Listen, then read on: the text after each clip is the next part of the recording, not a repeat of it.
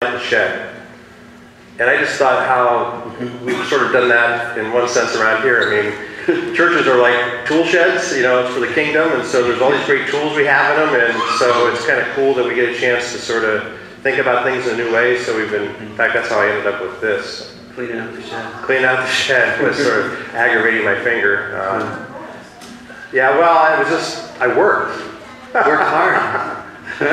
But talk to me about, I just think there's an analogy in that, because sometimes we get so used to even your lake house, which you're only at for the summer, and yet you were telling me that in order to put the bikes away to come home, you had to sort of go back all the way to the back and start all over again. Yeah, I had to pull, it's a little, you know, one of these little garden sheds, you know, they bring in on a skid. You might know what this are? It's just a little barn kind of thing. And so we just, all summer long, you know, everything just gets put in there, put in there. So, and in the summer when we're there, you know, if it doesn't fit, you just leave it outside because it's summer, you know, it's not a big deal. But we were leaving, so I had to put everything away. And I went to put the bikes in, and there was just no way. So the only way for me to be able to fit, because everything was in there, and it was fitting at one time, but I had to pull everything out of the shed. You know, it's like cleaning your garage, same idea. You know, you pull everything out, and sure enough, when you know, a good part of what was in there just got thrown away. It was just trash. You know, it just gets, stuff just gets in there. You know, over time you just get things, and you just sort of ignore it, but it is taking up space, valuable space. And so I ended up throwing a bunch of stuff away, and eventually got everything back in. But here's the other interesting thing about it: I also found stuff that I forgot I had, that I was missing, you know? Like that shovel that you really needed, that one tool, I know I have it. I bet my brother has it. He never returns, you know? And I'm blaming him, but in reality it was in the back of the shed, covered in stuff that I didn't really need. So the analogy, I think, even for our lives, for our church, is, can you see it there? A lot of times we get stuff that just accumulates that really is unnecessary, and we don't really need it. I mean, it's not necessarily sin, it's just unnecessary. Right. And when we get rid of that unnecessary stuff, it makes room for what God really wants to produce in our hearts and in our lives and in our churches and in our communities and our families. And then, what about the thing that we've missed, that we're missing, that we knew we had it at one time, but it's not there anymore, and then we discover it. So that process of cleaning out, it's never fun. And you could get injured doing it, by the way. And that's just from work. It could be painful, and it is painful. It's an unpleasant practice, but I think really necessary. Right, and it's interesting for those of you that didn't know, the Presbytery met yesterday, and so we were down in New Philadelphia, and we were having a conversation, a hard conversation, because there's a church in our Presbytery that they're talking about closing, and out of that came this interesting conversation. Just the why behind that, because there were a couple folks that came to share, and the one gentleman has been a member of this church since 1962. Wow. And he talked about coming to the community and getting connected, and yet part of it is that the resistance of how do we do this in a new way, because I mean, for some of our folks I know this morning, this isn't anything they're used to. Why is that important to sort of stretch into that? I mean, we've been talking about it over the summer, this idea that sometimes God wants to move us and to stretch us, and so even if we think about our own stories, as we were talking last night at the house, life is different today than it was for us. We were trying to figure out how long we've been connected. The things that have gone and come. So yeah, I mean, if we're going to be vibrant and alive, you know, and healthy, then we have to be ready for the new seasons of life. I mean, how many of you know there are seasons to your lives? And sitting in this room, there are many seasons of life represented here. We're focused on children. Of course, that's a season. Then there's the young family season. Then there's the teenager season. It's parents, and then there's the then their empty nest season, which is the season that my wife and I are in right now. Well, woohoo, yeah, but at the same time, it's a little bit. There's a little bit of melancholy with that too. Sure, there is. With that, certainly, and then the next season of retirement, and being a grandparent, and some of you know that season. So I think we have to be willing to embrace the change as it comes to us, for us to really just to get the most out of what God is bringing into our midst. I mean, change is never easy. No, it's not. But it's always necessary for things to happen. Change and growth are intertwined like rope. You can't have one without the other. We have to be ready for that. And it's hard, I know it is. And we can be, certainly have some care and sympathy for those of us who are really having a hard time with it, but it'll be okay. It will be fine. Because you're going to love the fullness of what comes with this growing up, Just this morning as I was doing my devotions, it was interesting reading Matthew. Just reading the book of Matthew every day, so I'm on day 5, and actually I was supposed to be on day 7, but I'm behind. But thankful for the U version, because you just hit reset and it starts all over again. But it was interesting, the Beatitudes, and it's chapter 5, and I just hit back, let me go. But I just thought the tension of what we're called to be. Jesus, this is the Sermon on the Mount, and he says,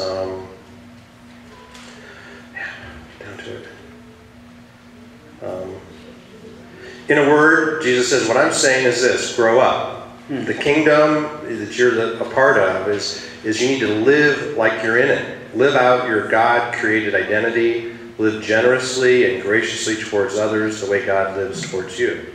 And it's just the beauty of that. And thinking, your story, you've been at Lakeside for how many years? 20. 20 years. Summers, yeah. This summer we celebrated 20 years of doing music and ministry for kids. Right, and that's the God Squad. I got a chance to wear my cool T-shirt this morning. So. That's the Partridge Family design. Oh, there you go. They don't know who that is. I know. The rest of the folks do. Kids are in the front going, Partridge what? What? Huh? Yeah. Is that Christmas? 20 years. But yeah, seriously, for 20 years you've gone to Lakeside and faithfully used Monday through Tuesday, Wednesday, Thursday, and Sunday mornings. Okay. And you're there bright and early, and you've got kids that are hanging out with their families. And so why do you do that? 20 years, that's kind of crazy. I know it is. Well, and you know what, it was like, who knew it would be 20 years when we started? I've always done it a summer at a time. I've never held it too tight, never made any plans to do. I just kept on going through the door that was open. And that was the door that's been open for me. And plus, it's grown to a point where in that 20-year period, we've had more kids this summer than we've ever had before. And here's the crazy thing. In 20 years, now I have parents bringing their kids who were kids. Oh. Yes. That means you're mature, right? That means something. But you know what? It freaked me out a little bit, but at the same time, I love the idea because it's working. The point is that these parents who grew up, something was sown into their lives as children, have grown up and now they're recognizing the need to sow it into their children. And it carries it on.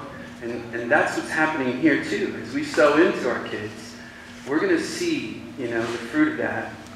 Maybe not physically here. But we may see it when we are part of that great cloud of witnesses. And I'm looking forward to that. Others have gone before me at Lakeside. There were others who did children's ministry before me. I stand on their shoulders. Right. And they are part of the great cloud of witnesses looking in, recognizing what is taking place. And I think that's amazing. It is. What I want to do is just segue to a second, because I want to take it from here to something large that's way out there. I want to talk about, how many of you are following the conversation about the Syrian refugee crisis? Are you following that on the news? I showed him a video I want to share with you here in a minute. 12 million Syrians, think about that, have left their country. And like the young boy that was on the news, sort of took everyone's attention. So this morning what I want to do, and we've not really done this before, but I want you to think about this. I would like, as we take our offering, and we're going to do that in just a little bit, on this Sunday, 10,000 churches have joined together, and we are part of that joining together, where we're going to talk about this and take a moment to say, this is not good, because this picture is actually, here's 2 young kids who are somewhere in Syria, and you'll see in the video here in a moment, that we need to be mindful of, because we have the beauty of having fun here, and we're going to have a picnic in just a little bit, because we're free Americans, but there's a website, wewelcomerefugees.com, and I don't know how you help 12 million people, but I think we need to do something. So I want to take, as part of our offering, and this has to be above and beyond what you normally do, think about maybe putting money in the offering plate, which would be, you're allowing us to send that to, there's an organization called World Relief. And I don't know how they're going to use it necessarily, but this Sunday and next, I want us to be part of this. So let me just set this up by, this is a quick video. Maybe puts it in context.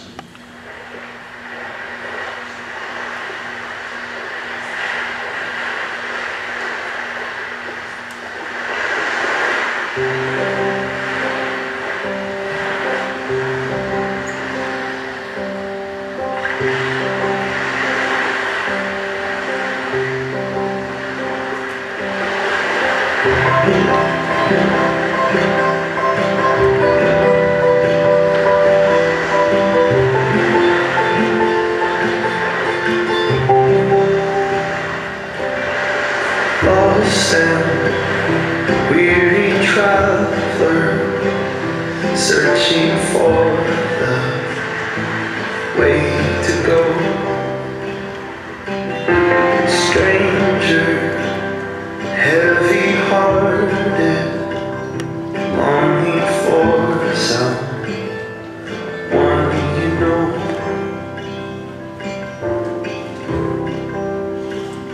May you find a light.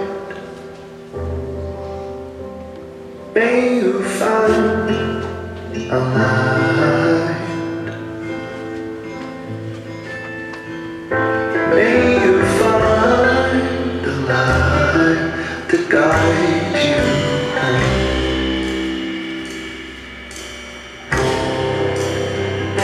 May you find a light. May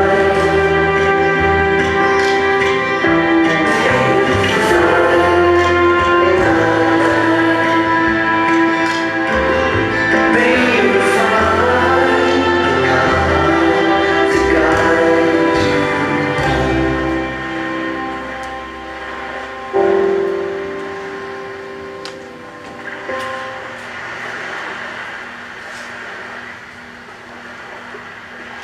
to guide you I intentionally edited the video because they actually had the picture of young Alan laying on the beach, and 3 years old. Do our hearts break? I mean, we take excitement for kids in our own space, but thinking about that there's a world so far away that they're not even sure that they've got life today. I mean, really. So I want to pray for that specifically, and just pray that as a church here. And so what I want you to think about, if you would, beyond your regular investment in Linden Road and your regular tithes this morning, there in front of you in the pew rack, there's giving cards, giving envelope. If you want to just mark that refugee, and we'll collect that this week and next week, and we'll have our small part in leveraging the kingdom. But let's pray. Father, I don't know, it just sort of snaps us back to reality when we see these things, because we sit in the middle of our place this morning and we find joy and laughter, but we want to take a moment and we want to stand with these men and women, mothers and fathers with their families as they literally are on boats in the middle of the Mediterranean trying to find safe harbor. And Jesus, we know you are that safe harbor, and we know that even the story of young Alan who lost his life, and the news sort of put virally out there in front of us, it's like, why aren't we paying attention to this? And we know that you're in that. We know that you're in the messiness of this, and we know, as we're reminded of the cross that sits in front of us on the wall up high, that you've accomplished it all through Jesus. But we have to live in the tension of that. And so we just pray that our hearts would be moved, not only for what we're trying to do here in this community, but even as we, in some small way, leverage what you're doing through your people there in that area. And so we just pray for safety, we pray for rescue, we just pray your presence, and we just thank you for the love that you've given us, Jesus. You've restored our hearts, and you've given us the blessing of life, and so this morning we just want to pause and stand with the church internationally and say, we want to have a part in that. that we know you came to rescue us, and so in some small way we're going to attempt to help rescue others. And so we just pray that whatever we offer to you this morning in our worship, that's above and beyond what we're doing here, we just pray that you would multiply that, and that you would encourage those that would receive it in a way that would bless them. We just thank you for the life that you've given us, and we just pray your presence now. And all God's people said, Amen. Should we sing is there offering? Yeah, well, we'll take the offering here in a second. Let's just maybe go back to how does that sort of turn, and then coming back to the reality of kids ministry and family ministry and what you do, and the fact that you've been doing it for 20 years. I mean, just unpack that a little bit more. Well, I guess the thing about it is when I first, maybe this may be telling, when the opportunity first came for me to do music and ministry for kids, I wasn't doing that. I was doing music for adults. I was leading worship for grown-ups. I was playing in coffee houses and college campuses, and doing the cool hip thing. Well, I thought it was cool anyway. And that was my heart. That was my dream kind of thing. That was my desire, my passion. And then the opportunity came to do this, and when the guy that hired me to do it, I said, he told me all about it, and he said, we want you to come and do this for the summer. And I said, but I don't do music for kids. And he said, I know, but I think you'd be great at it. That's what he said. I thought, okay. And I was, just to be honest, I was trying to make a living at this music thing. And I was kind of desperate to make money at it. That sounds terrible, doesn't it? So I said yes, because he was going to pay me. I'm just being honest, I said yes, because I thought I can do anything for 10 weeks in the summertime, and we love Lakeside, so all right. I said yes, thinking that I'll never, do this more than 10 weeks. And it's been 20 years. But what happened, though, in the midst of that, as I began to do it and began to think about children and focus on kids and spend time with them and share with them and see them share back to me, then something happened in my heart. God turned my heart in a way that I began to see that these kids are incredibly important and incredibly valuable and really priceless to us. Those kids. I mean, they're priceless. And we missed that. I missed it. And so right then I decided I'm going to only offer my very best. My music didn't change. The quality of what I did didn't change. The craft still was right up there as high as could be. I spend as much of my time and resources and money on producing quality music as much as I would if I were doing it for grown-ups. I'm doing that for kids. And I realized that's what it needs to be. And as I did that, God blessed the effort. And it continues to be, for me, just an incredible passion for me to connect with kids and encourage families. That kind of extends into parents and grandparents and wanting to see families be inspired and encouraged, because parenting is a hard job. It is. Yeah. And I recognize that those of you who are doing it, you remember it. And we need to support families. We need to support children. We need to offer that support. I mean, the other thing about kids is if you tie into kids, get ready for messy, unpredictable, frustrating drama, adventure. Yeah, adventure, but incredibly fulfilling, incredibly rich. So, does that answer that question? I think it does. Yeah. I do want to just totally go another turn on you, because really, next time we have Chip back, this is what we're going to invite him to do. I don't know if you can see that. Oh my gosh. But he's a culinary artist. And those are his pictures from Facebook. And so if you want to follow him, it's Chip Richter on Instagram. But more importantly, just follow his hashtag, What's for Dinner. What's for dinner? You want to come for dinner? You guys want to come? But I think we'll put him in charge of the cookout. It's fun. It's just my hobby. Well, talk about that. I mean, how does that... I don't know. Well, we didn't talk about this. I know. That's the whole point. I just think the beauty of that. Well, here's the thing about food. I think, this is interesting. There's a place in Revelation. Yes. Where Jesus is speaking, and he says, "Behold, I stand at the door and knock. And for anyone who opens up, I will come in and sup with you." Sup or dine, yeah. Or dine. That's the King James. And I think it's interesting. Why did he say, I'll come in and have a talk with you? Why did he say, I'll come in and, heal you? I'll come in and, well, he said, I'll come in and eat with you. You know why? Because eating food with each other, with one another, it's one of the most intimate things we can possibly do. When we share food, we're actually taking the same organic things, and I'm putting it into my body, and you're putting the same thing into your body, and we're experiencing the flavor, the aroma, the nourishment, the satisfaction, the pleasure together. And there's not too many things that are more intimate than that. So eating food together, you never thought about it that way, did you?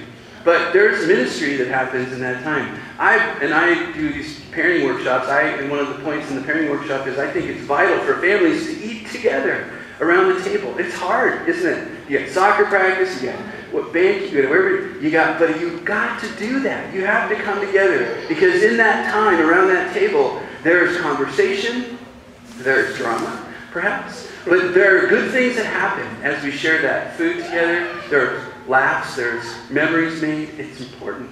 And I just think it's, so I don't know. I love cooking. It's fun to do. My wife doesn't mind that I do it. Our deal is I cook, she cleans up. That's a good deal. Yeah, and she likes it too. So, and I love cooking for friends and family too. So come, we'll have you all over for dinner. We'll do some. Could we do a couple more worship songs, and then we'll take the offering, and then we'll pray, and then we'll eat? And then we'll eat? Okay, these songs are not necessarily worship, but I mean... It's all worship. It's all worship. Yeah, we're giving time to God. Sure. Let's do it. Yeah, lead. Yeah.